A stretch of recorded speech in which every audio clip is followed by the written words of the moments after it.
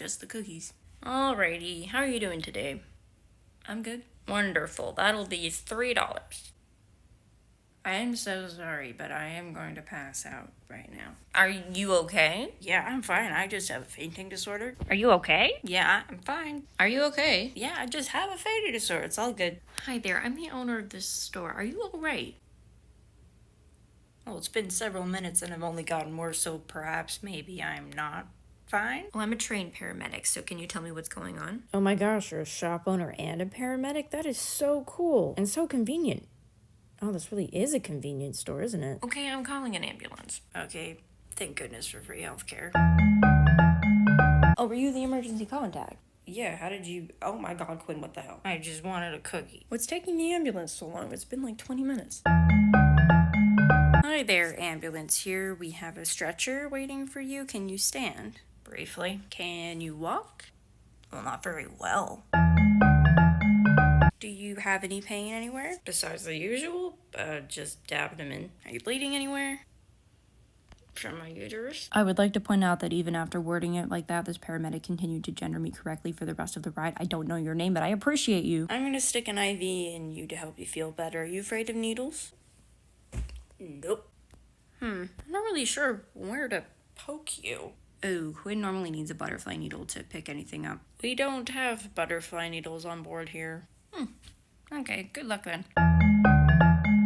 Alright, we're at the hospital, so I'm gonna get you out if you're... Oh, the IV bag is done. Man, you slurped that up real fast. You must have been thirsty. Oh, is that how they work? I just wanted a cookie. You're making filming very difficult, buddy. A nurse comes in to check that all of my info is up to date, then lists a phone number that I've never even heard before, so I give her my real one. A second nurse in front of my curtain room is talking to her patient who hurt her elbow. The nurse starts joking that the patient could say that she hurt her weenus, and the patient did not get the joke, but I start laughing, and then the nurse starts laughing with me. A third nurse comes by to check my vitals. She sticks a whole bunch of stickers all over me to check my heart, and then she draws somehow 4 vials of blood from my IV. I didn't even know that was something you could do. Oh, and the coolest part about that is that for 30 seconds there was just like a tube of blood coming out of me. It was just like sitting on my arm. It was so cool. And then she could push the blood back into me using saline. So I just watched the blood go zoop back into my veins or arteries. I don't know which one. I got very visibly excited about this concept, and I'm sure the nurse was quite amused. Am I still pale? Yes, you're still pale. No, I think that's just the hospital lighting. Let me just put my face next to yours. Oh, yeah, I am still pale. So I went to the market for cookies, collapsed in the checkout aisle, now in the hospital, and I still want my cookies. Quinn, priorities! This is wildly on brand. Phone almost dead, but I am not dead, so that's a plus. I wait for like 4 hours before a doctor comes to see me, and he sees me, and he somehow manages to blame it on both my anxiety and my period at the same time. Like, those are the 2 things you should not say to an AFAB patient. And somehow it was both of them. I think that perhaps the pain you were experiencing from your period scared you, gave you some anxiety, and that anxiety made you pass out. So you think that my period cramps jump scared me into unconsciousness? No, I don't think so. I mean, this happens every month. Have you tried taking pain medication? Yes, I have tried pain medication. It doesn't work on me. Oh. Well, that sounds severe. Yes. Yes, it does, doesn't it? I didn't tell him this, but I passed a blood clot the size of a walnut about an hour ago. Okay. Continues to explain vasovagal syncope to me when I've already disclosed this has happened to me many times before. The lovely nurse from before comes back to hand me my test results and give me another IV bag. She discussed my blood work with me and explained what everything meant when the doctor was supposed to do that and just didn't. And even though this was at the end of this lovely nurse's shift, she still had so much patience for me, which was so nice. She even gave me a copy of my EKG results, and I've never had anyone give me those before. So these things being high and these things being low basically indicates you're dehydrated. Oh, like a lack of water? Yeah, pretty much.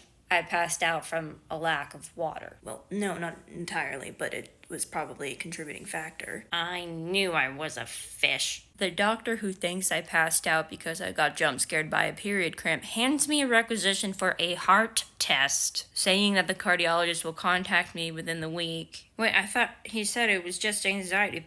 Those are just scribbles. What does that even say? And then a friend of mine who can read doctor's notes incredibly well tells me, I think it says he thinks you have a heart disease. What he thinks I have why didn't he tell me that? Oh, hang on, this isn't my phone number. The lovely nurse returns to go get that fixed for me right away. I still don't understand how that phone number ended up on that sheet, because like I told that first nurse that I saw, I don't know that phone number. But man, that third nurse was so nice. I hope that she goes home and gets a well-needed rest. My other emergency contact comes to pick me up, and he goes back to the convenience store. I don't know why. Oh, he went to thank the owner and also to buy me the cookies. The owner sees him and goes, "Oh, you're the guy." No, this is on the house. I'm not letting you pay for these. If the kid thought that these cookies are worth dying for, I'll take that as a compliment. But hey, look, sure they're good cookies. They're homemade and they're nice. I love them. But no, I didn't die for said cookies. Those cookies actually saved me, because I had driven myself to the post office prior to this whole thing, and I had parked right next to the convenience store. So I decided I'm just going to walk in and grab some cookies because I like the cookies. Screw me for wanting a homemade treat. But if I hadn't walked into the convenience store, I probably would have fainted driving home. And considering I was in a car and I was the one driving said car, it's a good thing I didn't faint on the road. Like, who knows how hurt I would have gotten had I fallen unconscious behind the wheel of a car. So these cookies were not to die for. These cookies kept me alive. Thank you, cookies, and to whoever baked them. I might have been in agonizing pain for quite a long while regarding this experience, but overall, looking back, the whole ordeal was quite hilarious.